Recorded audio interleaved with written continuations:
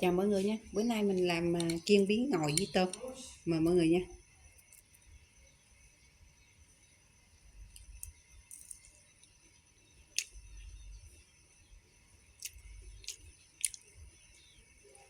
Ăn bí ngòi là những nó chảy bãi.